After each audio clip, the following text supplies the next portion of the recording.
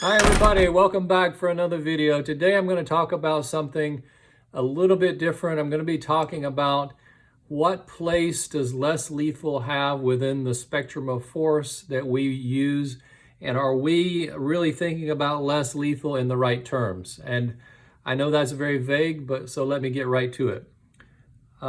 By far, less lethal and less lethal manufacturers are a tiny percentage of the overall market for projectile firing weapons.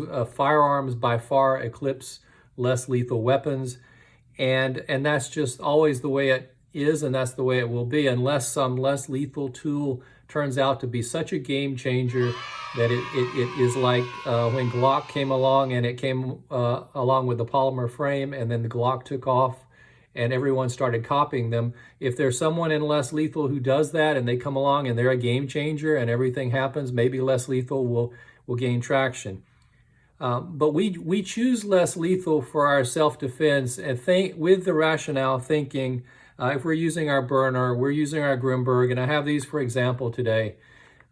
If you're using one of those and you're using your rounds, and they could be kinetic or they could be pepper ball, and you're convinced that those work and you want to use those for your self-protection, I think the key question is, what percentage of the time is that likely to be useful for you, as opposed to going with lethal force and using a firearm and using a 9mm or something like that? Most of the time, and my argument to people is that less lethal is applicable most of the time. Most situations don't call for lethal force, and so having less lethal is more likely to be useful for you if you carry that. And theoretically that is true, but I always get the counter argument of people saying, well, if a situation is so serious that you need to use a kinetic projectile like a Grimburg, and these are the HP68s, but the jewels are essentially a round ball, just like these Berna kinetic rounds. If you have to resort to using something like this against someone, and you're shooting this, even if it's a Berna, or even if it's a Grimburg gavel, or it's some other high-powered launcher, and you're shooting it at 20 joules, 30 joules, or 50 joules, is this going to be a deterrent to someone and really stop the threat?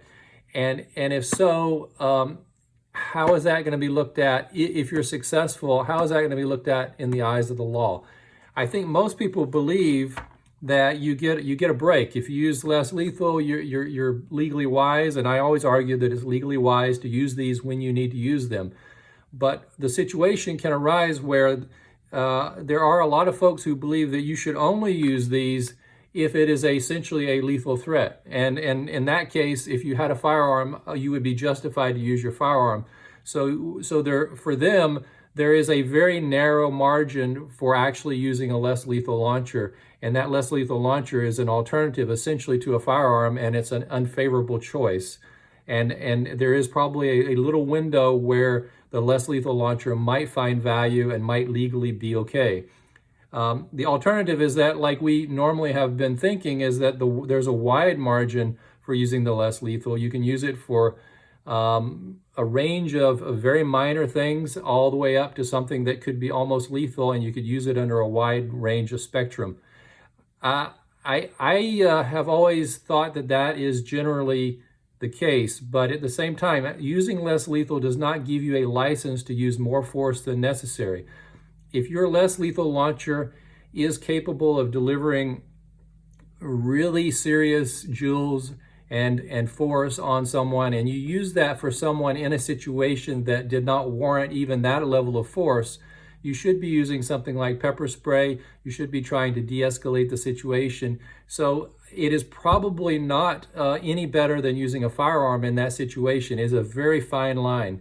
And so the argument by some of the gun community and the firearm community is that there is a very narrow region in which you would actually find a less lethal to be of value to you. For them, it's statistically not worth it. They're going to pack the firearm. And but if you do believe that less lethals have such wide range of legality and flexibility, and they afford you a legally wise self-defense option, well, that's another story. But you got to think about where you live. How is it going to be viewed when you use something like this against someone and there is a serious injury? The prosecutor is going to look at you. They're going to look at the situation. They're going to look at how much force was required. They're going to look at what weapon you used. Was it modified?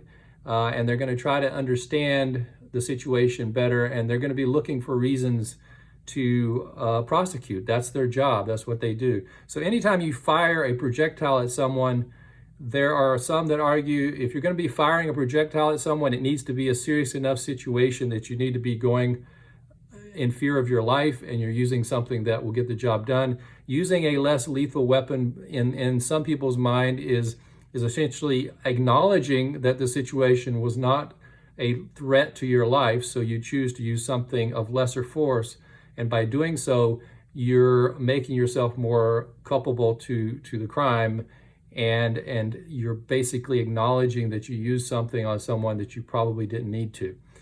And it goes round and round in circles, and I don't know the answer, so that's the purpose of my video today, is to ask you the question. Let me know in your comments what you think, because it's a complicated topic.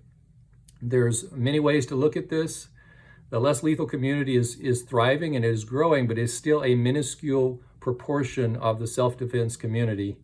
Of all less lethal weapons, tasers are by far the most prominent, the most used by police officers, and they have the highest success rate over kinetic impact projectiles, and that's just what the data shows.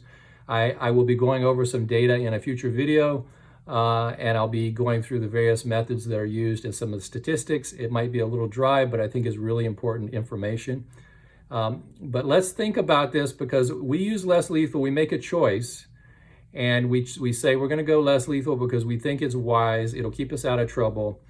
But if in your state or in your jurisdiction using any type of launcher to shoot a projectile, the police are not just going to say, oh, that was a less lethal, that's an air gun, oh, you're good to go, we're not going to follow up. I don't think that is likely. I think that you are going to be held accountable, and the more power, the more accountability that you're going to have to deal with. It's only a matter of time before someone does get hurt from these air guns, and there is more spotlight on them. And of course, that's not a good thing for the less lethal community, which is trying to grow and establish itself as being an alternative that is non-lethal for the most part. And I think that's where the fine line is. The general community expects these to be non-lethal. They don't expect you to be severely injuring or maiming someone. So if that does happen, there's going to be a kickback against these as well. And it's, again, going to push more people out of less lethal, and it's going to push them to using firearms.